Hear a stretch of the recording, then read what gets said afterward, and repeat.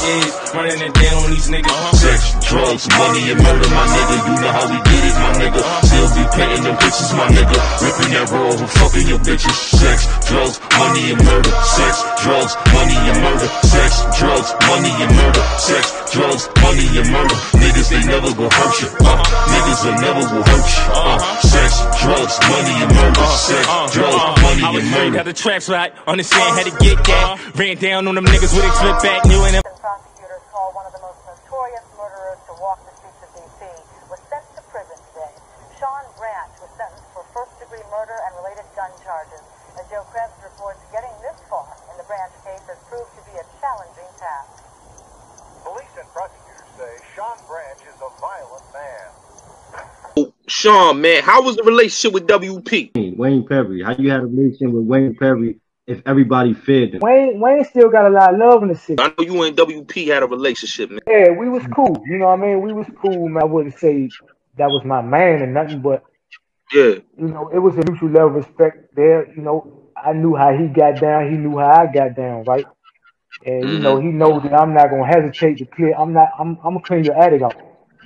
You know what I mean? If you know, if need be, man, I go your line. I'm gonna clean your attic out. I'm not even gonna play with you. He knew that, and as well as him, but he knew that I'm younger than him, so I'm a little bit more. I'm a little bit more. You know, I'm quick. Yeah. I'm quicker than him. Bosky, I fucks with him, man. Hey, Rock, I fucks with you, man. Yeah. Believe that, man. Yeah. This motherfucker told me, say, man, come on, man. It's like you gonna get this motherfucker flipped. Queen flipped the motherfucker interview before me. I'm a real nigga, man. You can't do that. Fuck you doing? I said, you know what? You got that, man. Yeah. Hey, man, you got that, man. I respect that, man. Around that time, right, that 1990, that's when all, like, the bodies was really dropping in D.C. It was crazy around that time.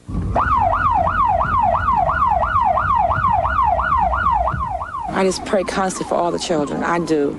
God has helped them because they're trying to destroy themselves. Got approximately 33-year-old black male. He's been shot 3 times. That's shot 3 times. It's like living in a war zone. You hear gunfire every night. We're scared. The saying in Washington these days is that D.C. doesn't stand for District of Columbia, but for Dodge City. All of us are appalled. We're agonizing about it. We don't like the fact that we had 372 murders last year. Washington is now the murder capital of America, and possibly the drug capital, too. The district has about 625,000 residents. Every year, it arrests about 21 drug suspects for every 1,000 residents. In New York, the number is only 12 per 1,000. In Los Angeles, it is 10 per 1,000. Tell us, like, how that time was, because, you know, WP was out there. They whole team was doing their thing. And then you had, you know, other dudes, some like the 21st, the Kennedy boys was over there doing their thing out there, the Kennedy Street boys and them. They was doing their thing. Frey, they was saying, yo, Frey was coming back in the game at that time. You know what I mean? Because Frey was not, he was coming, trying to get back in the game, and he was putting pressure on old boy. So I know that the streets was crazy around that time. That's when a lot of bodies was dropping. You got all the gangsters like that you know they serious, you know what I mean, and all of them competing for the throne, right? And it's like who gonna be the strongest, who gonna be the weakest, you know what I mean? Like, so you saying and you watching and you just like, man, I want to see who can take out who or who's stronger than who back then. So it's like you gotta be, in order to, man, you know, get to that throne, man, that everybody's, you know, they fighting for. You got to be one of the motherfuckers, man, that, you know, you can't go for nothing. You can't go for nothing, and you can't play no games. So, you know, when Frey was trying to get back in the game, he was entering the game amongst some youngins, man, that was they was hungry. You know what I mean? Yeah. So it was just like, you know what I mean, if I gotta be able to, man, get to that throne, man. I gotta be able to sit on that throne. I gotta be able to be the king of DC, man. And this old niggas in the way. Old niggas is washed up right now. So you try to get back in the game, and you not gonna do the shit that them youngers gonna do. You got a team of motherfuckers that might do it, But once a motherfucker cut the head off the beast, the body gonna fall. So if you the only one, you trying to apply pressure on motherfuckers that apply pressure. And but you ain't built like that no more. You might have been built like that when you was a teenager, but you older. And you really in the way for real. So motherfuckers looking at Frey like, hey, come on, son, like you trying to get into the extortion game though. You a hustler. Why you trying to extort motherfuckers?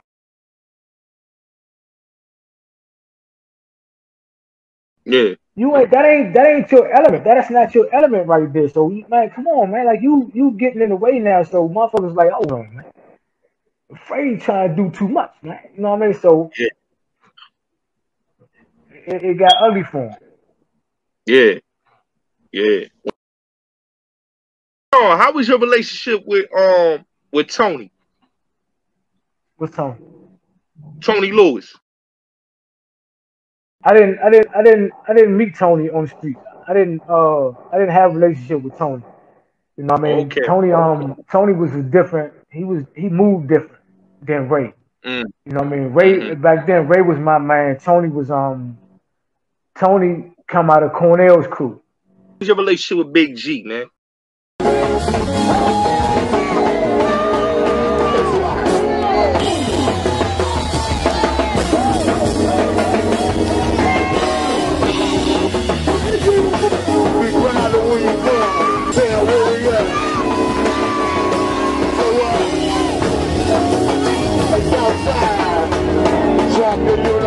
Because you know Big G is a real legend out there in DC, man. You know, I don't know about the story where he like had like two rival crews came together at a go-go. Like he really like a real respected dude in DC, man. When it was my uncle, I was with my uncle.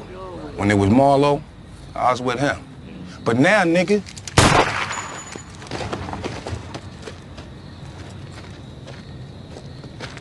what the fuck you do that for? Now we short the 9. That was for Joe. I'm gonna say this, right? I don't have no. I know who Big G is. You know who I am, right? You know, Big G is a go-go legend. Yeah. It's a difference. Let's be clear about it, right? Because he's not really no street legend. He's a go-go legend, right? I give him that. But it's some things about Big G, man, that came across my desk, man, that may be, you know, put him in a category of being questioned. Oh, okay. You know what I mean? You know what I mean? Some things with he got into a situation, man, where he got shot, and he supposed to give up information on, you know, allegedly gave up information on the guys that shot him. I don't know where this bone or nothing on the facts to support it, but this is just what I heard. I don't know. In that regard, I kind of like not allow myself to get close to Slim, because I don't want nobody to be able to say, man, Slim, you knew, I told you, you know what I mean, and you still, you know what I mean. So I don't know dude like that.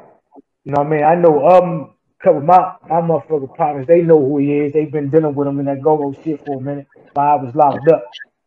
So, you know what I mean? But other than that, you know, when I do see him, it's always love. He show love and he show respect to me, you know what I mean, whenever he see me. But I still choose to, man, not allow myself to get too close to him. You know what I mean? You in it. Domenico got killed. Now, that was your man's, you know what I'm saying? And I want to know, like, how it really happened the way it happened. Like, Domenico was a situation where he really disrespected himself and he disrespected other people, and that's why that happened to him. Okay. Yeah, he thought he was tougher than what he really was. But I ain't play with them Brooklyn dudes. You ain't play with them? Nah. I ain't. They were cool. I had some cool ones that came up out of Brooklyn, but I just always remembered as a kid how Brooklyn used to like to rob you and all that. Right. How they was always known for robbing you. So that kind of like stuck with me in my time. But I met some cool getting money dudes out of Brooklyn, without a doubt. Okay. Who hit him? My man that was down with Wayne Perry? Not Wayne, but the kids that was up on the Wayne. Wayne too many people knew him as far as right there, so we got one of his little soldiers to hit him. But I was shaking his hand. I told him, I said, when you see me shaking his hand, I nod my head. You hit him right. You hit him right. You never feared that one of the bullets would slip off and maybe hit you? No, I didn't care about that. I was shaking his hand. It was enough because they walked right up on him. I mean, it wasn't no like from a distance. As I was shaking his hand, they walked right on him and put the gun right to his forehead and blasted him. When Domenico got hit, they still was playing ball right after, like when he got hit, or they, because I heard the story, like they was playing ball when dude shook his hand, the dude hit him from behind, and then they was continue to play ball. Lou left them, like they was continue, or they just stopped. Everybody just ran out the park and they just left Domenico there. Like I said, I was locked up when it happened, right? I didn't know. I heard that too. I heard that they was they went back to playing basketball, and Lou left, Lou ran. I was telling dude the whole time how, man, we had I had a different kind of upbringing, man, you know, than most youngest. You know what I mean? The very first time I went to New York was with Lou Hobbs and Domenico. You know what I mean? I was explaining to him, like I said, how you took me under your wing, man, and you showed me a lot, man. I learned a lot, man, messing with you and Domenico. Yo, that shit go without saying. You our little bro, yo. Yeah. And nothing changed. Just shit, wait till we get out there and tackle this motherfucking. Came to the park, and before that, you know, because I was watching the documentary, you know, the way the shit went down, it should have never went down the way it did, man. It was some bullshit. You know what I'm saying? Behind that. Yeah. You know what I mean? Yeah.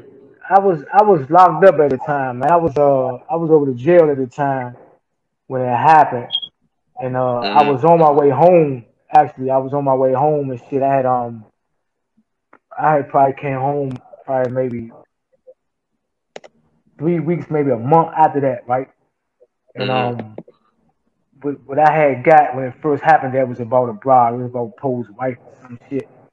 Domenico disrespected his wife and told his wife, "Fuck you, go tell your man." I said, "Fuck him too, bitch." Some type of shit. But you know, everything that I heard about this dude, what's that nigga name? Alberto Martinez. Yeah. Alberto. Everything I heard about Alberto, you know, Alberta, I'm gonna call him. You know what I mean? It was a whole lot of fuckboy shit when he always, man, you know, wanna do something to a motherfucker about a female, man. You know what I mean? Like if the female chooses another nigga, she ain't really with you. She don't give a fuck about you. If she chooses somebody else, what you mad at her for? I mean, what you mad at the man for? Be mad at her. You know what I mean? So every motherfucker dude that he had an issue with up here in DC was about a fucking broad, man. About a fucking female, man. This dude is a real definition of a tender dick motherfucker. Somebody said it and I'm like, I couldn't agree with it better. Yo, hey, yo, John, your man is, we said the same shit. I mean, I still talk to Lou to this day, right? And I never asked him that. And I never asked him that question for real because I fucks with Lou so tough, right? I fucks with Lou like a brother, man. Yeah. As well as I fucks with Domenico, and for real, I don't think I want to hear the answer to that question from Lou. I feel you. You know what I mean? Because if he did run, that's gonna make me look at Lou a totally different light, man. I don't want to know for real. Yeah. I heard that shit. Like, I don't want to ask you that question because, man, if he told me he randomly left him, why would you leave him like that? Why would you do that shit, man? You ain't go to the side. You ain't try to see if you can revive him. You ain't try to, like, you ain't see nothing. You just left him. Yeah. No, I feel you. What the fuck? You just left. You ain't try to give him no help. What the fuck? You know what I mean? So I don't want to ask that question because I really don't want to hear the answer because I don't want to fuck me and Slim relationship up that way. My lawyer won't give him, like, man, look, apply for this part, man, because Obama giving it out to violent offenders, man, and you qualify for this shit. So he didn't apply and he lost out on it. So then now that Trump is doing it, now he want to try to get back that way, man. But one of the things he always talk about, I only want to hit his shit, is he bring up Mike Tyson a lot. Yeah, man, I need you home, man. I'm definitely coming. Yeah, I'm coming. I'll be there. So I'm gonna give dudes a few pictures of you and Mike Tyson, man, so he can, man, he can throw up on the dock, man. Yeah, I talked to Mike. I told him Mike yesterday. Mike supposed to come see me this month, so I take a picture when he comes. Yeah. We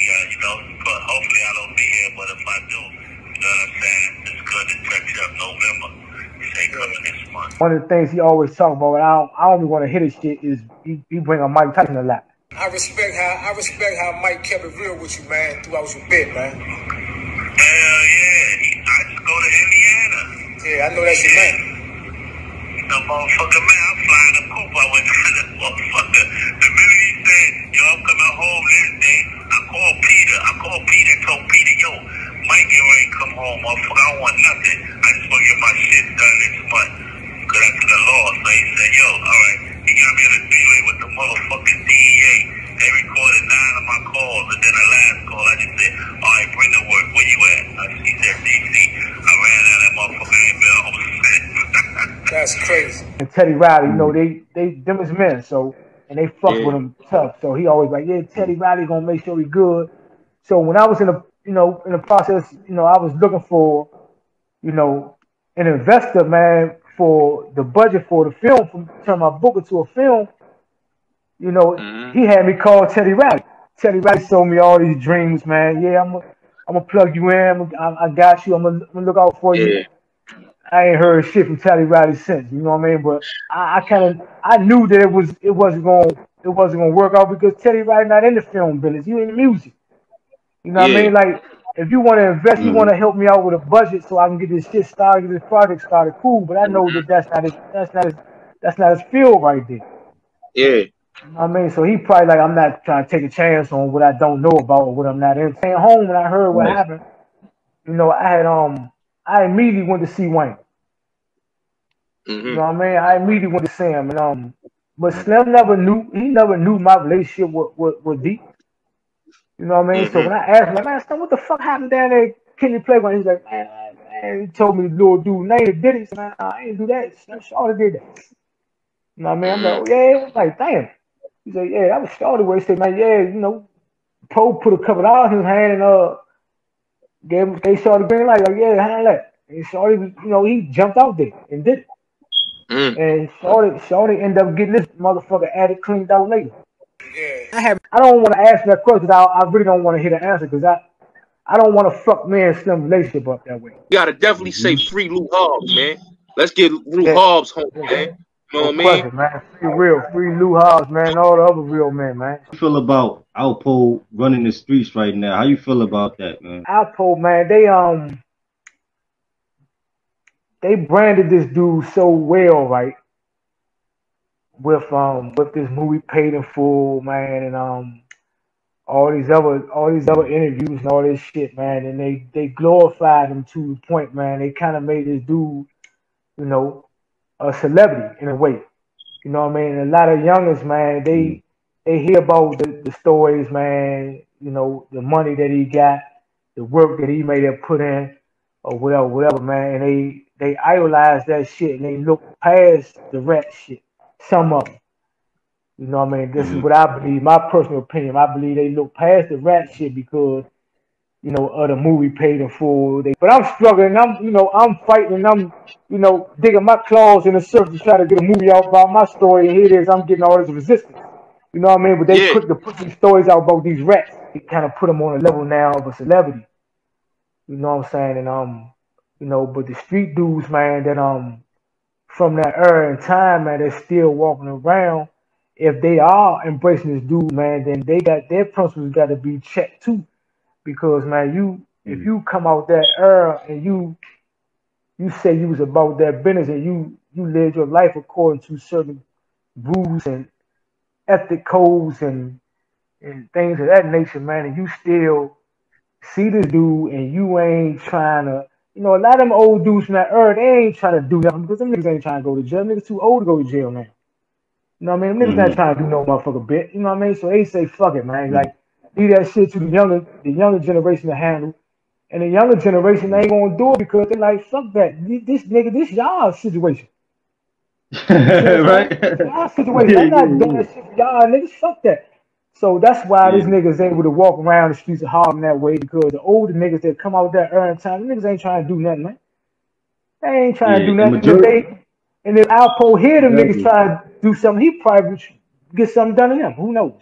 Wayne still got a lot of love in the city. You know what I'm saying? And Tank got a lot of love in the city still. You know what I mean? Gary got a lot of love in the city. You know what I mean? So it's like he would never know where it's gonna come from.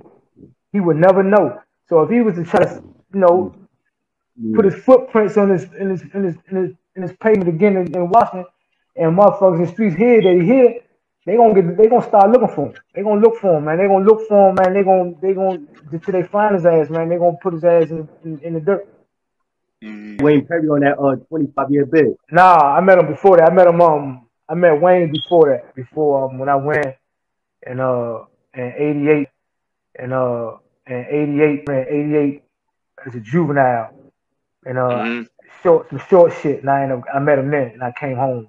And the beginning, man, Wayne was cool, man. But then when we got locked up, I started to see, man, animosity coming out of him.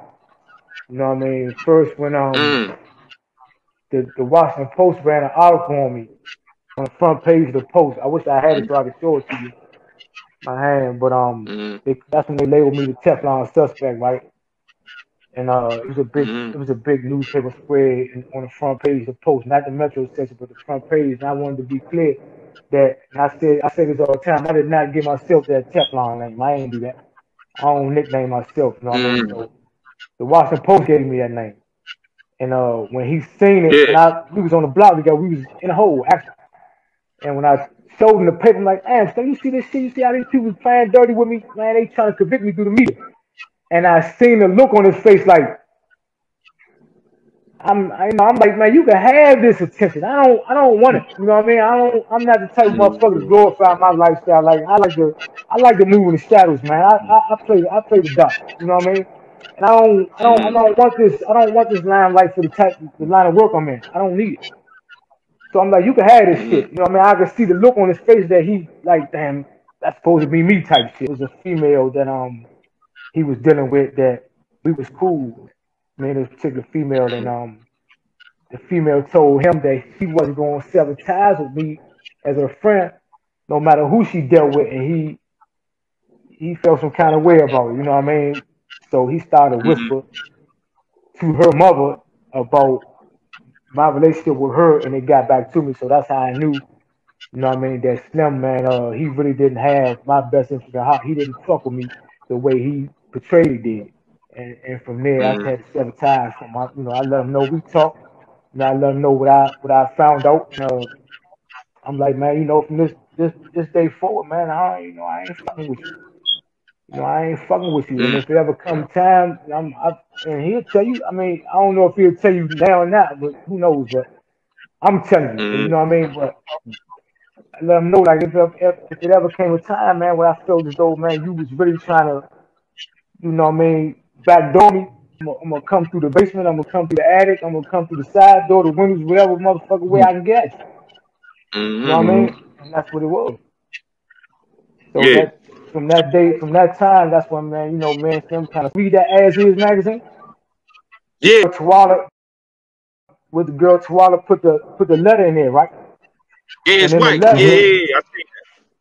And in the letter, she exposed, that he still had love for Ray. He still had love for Ray. He still was saying that he was going to protect Ray for no matter what. He wasn't going to let nobody talk bad about him, and he wasn't going to let nobody do nothing to him because this is his relative. Now, how you going to say you hate the nigga that told on you, but you love the rat that's related to you? That shit don't add up, man. And I don't respect that. That ain't add up to me either. That ain't add up to me either. No, I don't respect that, man. A rat is a rat. I don't give a fuck if it's your father.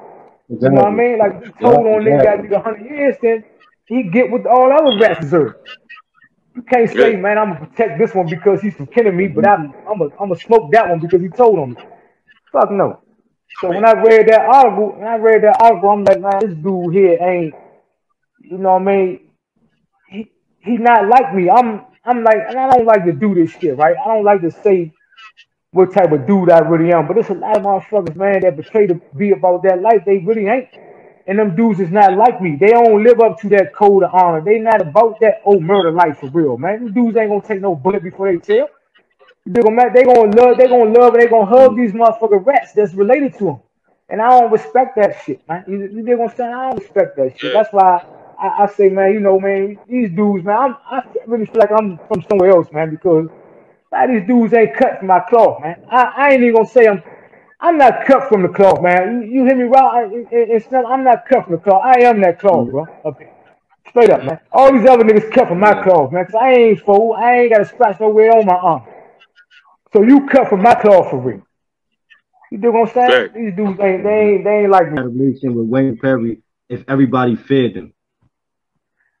Cause I didn't. That's how.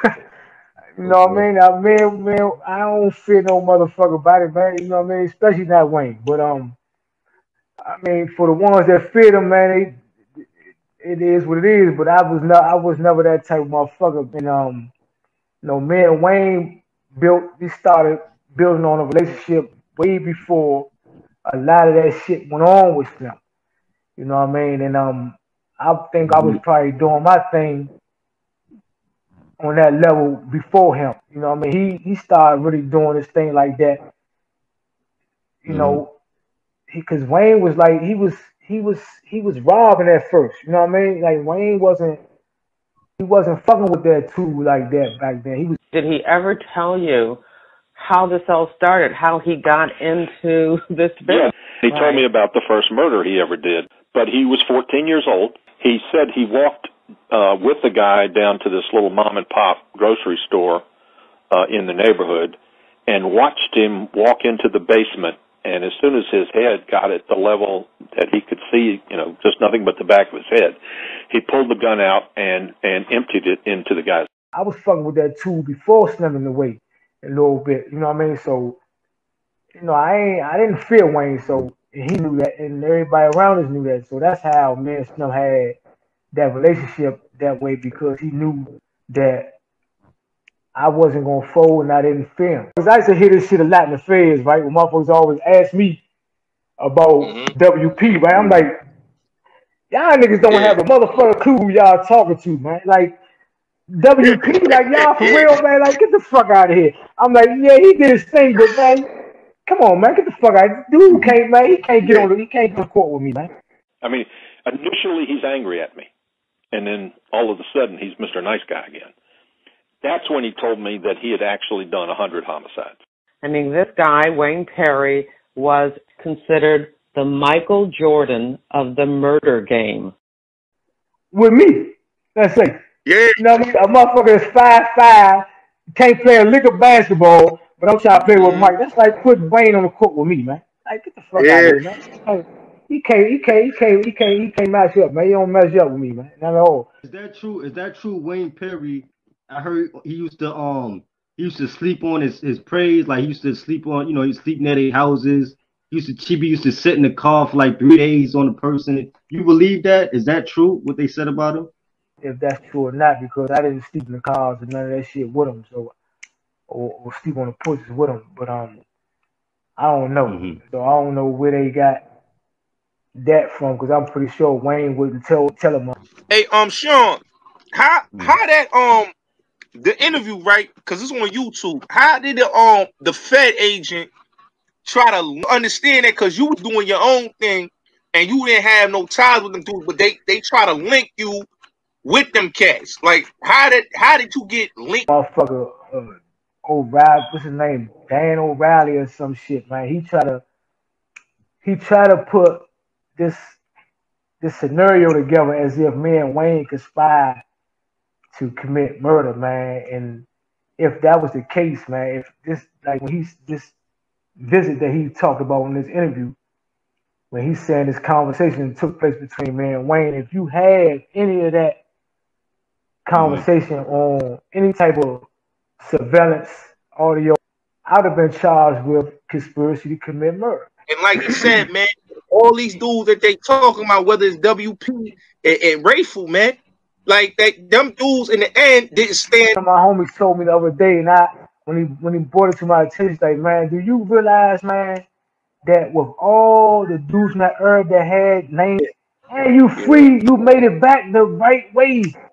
He said, man, you ain't like. He said, man, you can't. He said, man, name one motherfucker from that era that had the reputation you had from back then that went to jail and did time and made it back the way you made it back, that still got a story and still living with your health, you look good, and you know what I mean?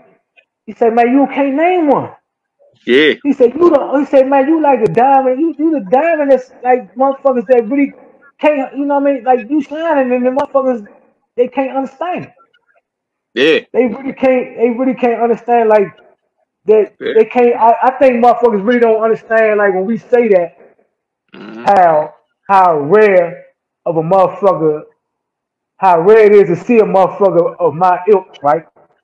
Free after all that I've been through.